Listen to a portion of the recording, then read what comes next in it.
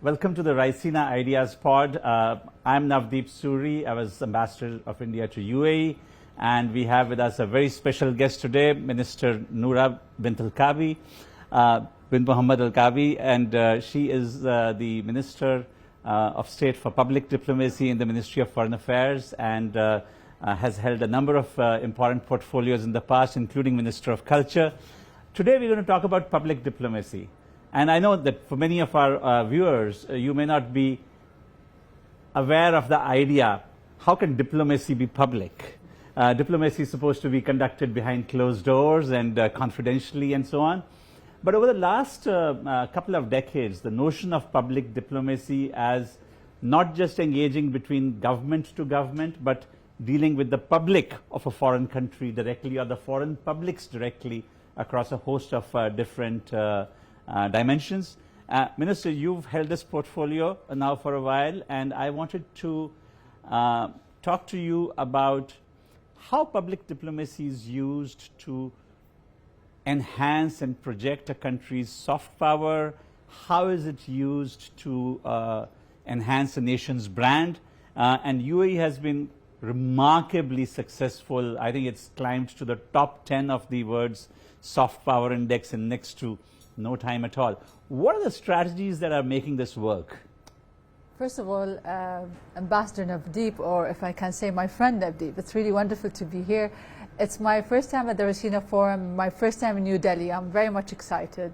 The energy here is very kind of contagious and buzzing, so I would like to thank also the organizers for organizing such a successful event.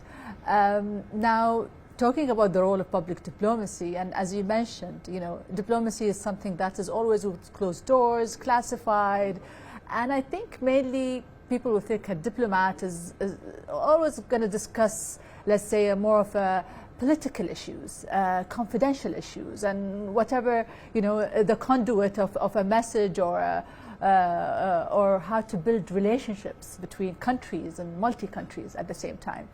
But I think the essence of anything we do is people. I mean, I worked in the Ministry of Culture, and during my tenure back then, we looked at the importance of looking at how culture is the best bridge to build a relationship with a country. Prior to that, I worked in the film industry, and I saw how it's important, specifically growing up watching Bollywood movies. I remember classics like Amar Akbar Anthony and whatsoever, and those classics are classics that makes you also connect.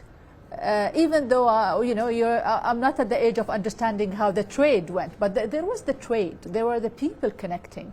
So that culture is not just a culture that is transactional, or a culture that is based on certain kind of tangible outcomes, although tangible and data works, are really important when you conduct your business. But there's the intangible kind of, let's say, stories that resonates, whether personal level, for me to understand your culture and for you to understand my culture. So I remember us working on the Gandhi Zaid exhibition, which you were back as an ambassador in the UAE, and we inaugurated such a digital museum that shows two important figures in our history. We saw values that are similar between two leaders, different time frame, but parallelly same vision. Then you look at what we're trying to do at the Ministry of Foreign Affairs. So His Highness Sheikh Abdullah bin Zayed, Deputy Prime Minister and our Minister of Foreign Affairs, he's very much interested to see what are we doing in the space of culture, in the space of arts, in the space of education, science and technology, AI, healthcare and sustainability. And I believe we are talking about topics that are also topics that kind of define a country's position.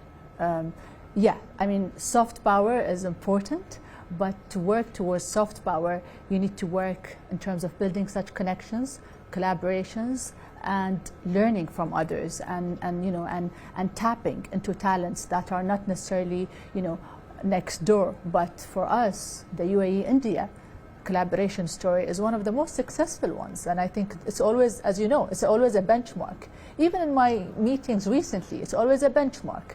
Our CEPA arrangement with India took just 80 days.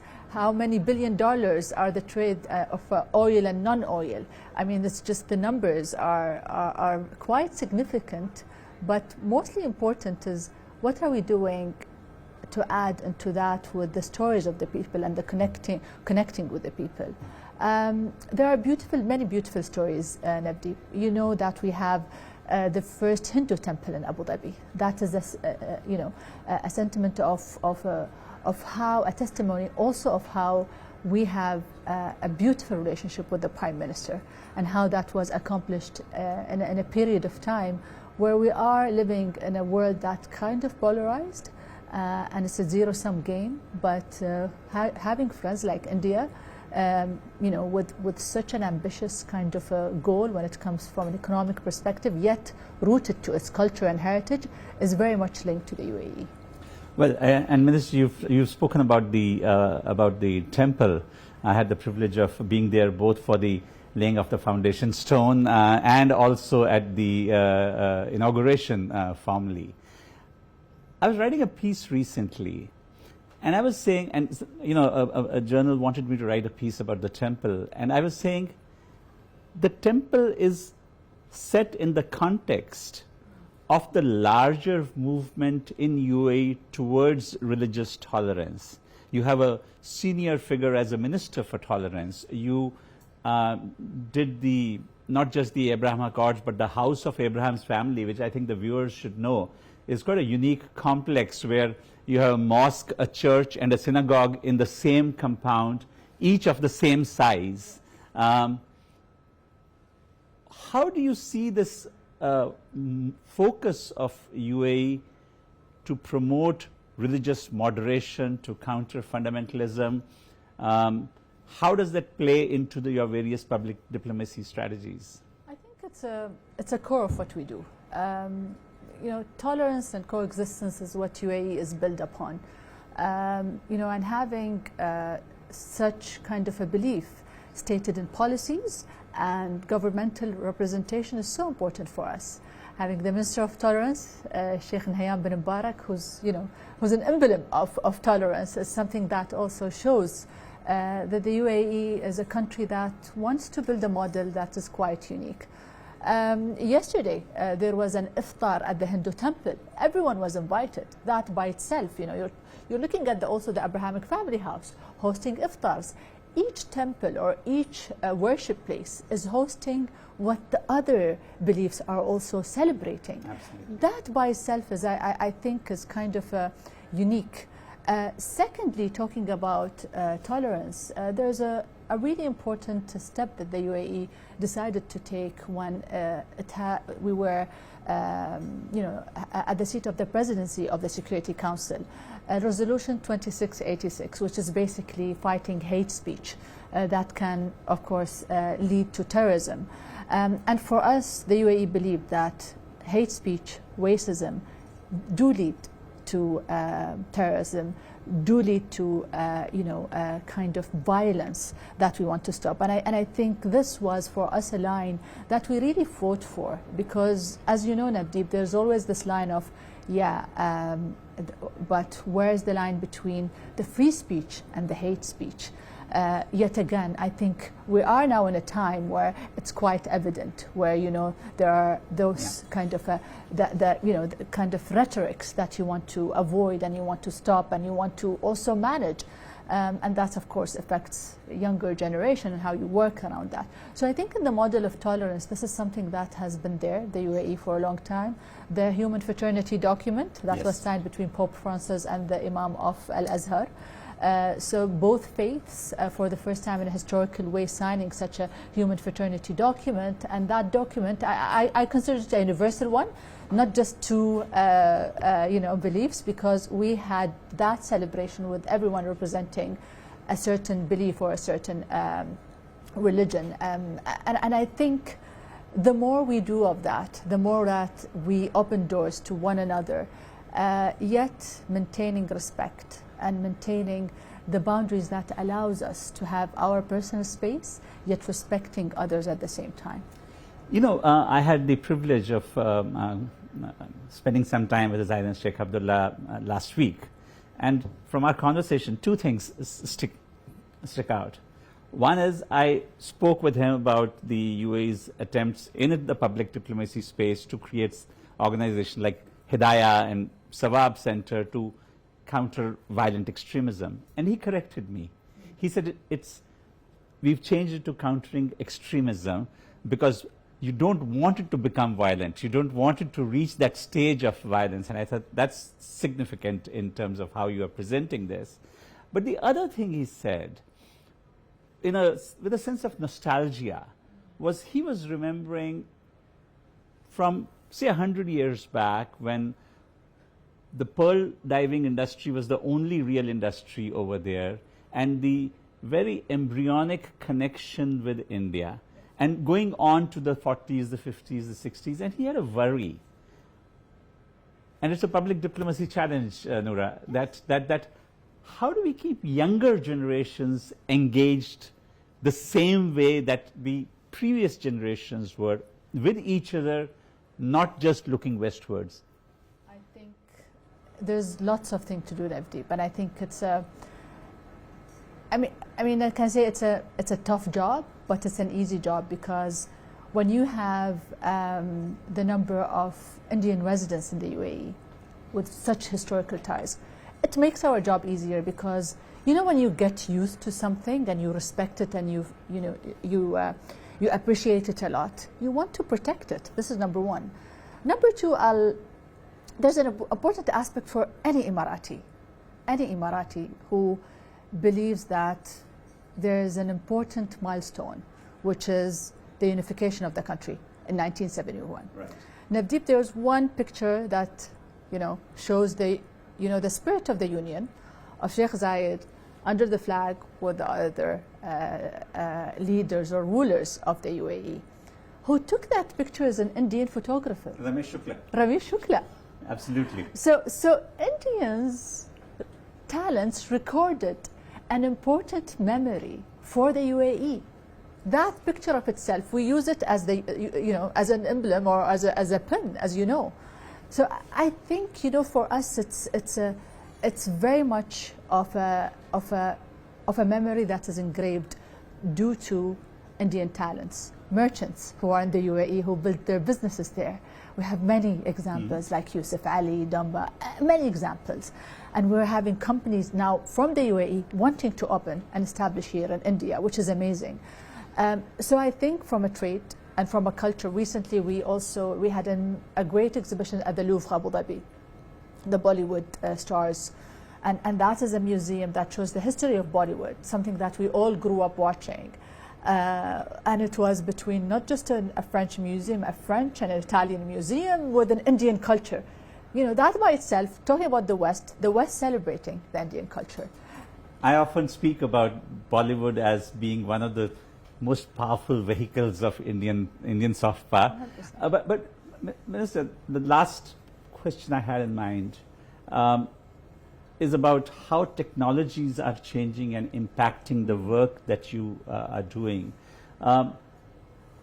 Some 15 years back, I used to head the public diplomacy department in the Ministry of External Affairs in Delhi. And I had the dubious distinction of introducing social media in public diplomacy. When back in 2010, July, YouTube, particularly Twitter and Facebook, were still somewhat novelties, particularly in the government space. Yes. Today we are looking at an entirely different range of tools. Yes. Artificial intelligence is a recurrent theme during this Raisina Dialogue. In multiple sessions, you see people bring up references of AI. Do you see that as a force multiplier, or do you see it as a challenge with fake news and disinformation, or perhaps something that you need to manage? Absolutely. I think that's an excellent question, Navdeep. I think we are now in an age that AI is it's just the topic of any dialogue or of any work you do, or even in any discussion, even if you're between family members. Of course, there's the ethical side, and there's the other side that we need also to work on when it comes to how to protect individuals from misinformation, disinformation, and malinformation. Our work at the Public Diplomacy Office looks at that very carefully. And we witness that it's really important. It's easy for us, through the space, because of AI, to know what's true and what's not true. The most important thing is, how do you manage the narrative, Navdeep? Because that is the narrative that you need to work on. It's not just a fake, not fake, it's not that anymore. It's more of understanding what is the root cause, how do you work on your narrative, and how do you fix it, and who are the audience. I mean, back then it was what? I mean, just the TV, certain hours, and then the satellites, and then the internet, and now all of those social media platforms, right and left, with different generations, different crowds, different segments. So we need to understand our audience as well. And I think with AI, it's the perfect tool. Understanding narrative, the segments, the language that will resonate, because not everyone would understand a certain language. And how can we also disseminate that? And I think that is an opportunity for us. It's a huge opportunity, because it will help us be more efficient. It will help us also to be much louder when it comes to certain messages. And yet, importantly, it is a tool to make us, think better. Not think better, or ask the right questions. Maybe think better. I mean, on my way here, Navdeep, I was just sometimes I'm sending prompts to ChatGPT, trying to remember, certain, elements of the relationship between UAE and India. And it's just, it's just fascinating how you are now in a time where the briefs are well enough. You're going to work on them, but you can tailor the way you build your narrative. So I think we need to adapt. And I think us humans, we can adapt, but yet at the same time, I think we need also to be very smart when it comes to how to utilize such tool for us. Well, Minister, as we conclude, I wanted to leave one parting thought with our audience, which is that when you had that amazing Dubai Expo, you took the lead in bringing A.R. Rahman to Dubai and to compose a whole theme for the Dubai Expo. I think that was a classic example of public diplomacy at work, which endeared the expo to so many people. So congratulations and all the very best in what you're trying to do. Thank you, Ambassador Navdeep. It's wonderful and an honor to be here. And of course, we both worked on getting A.R. Rahman, and memories will always be cherished and built on, hopefully. Thank you. Thank you.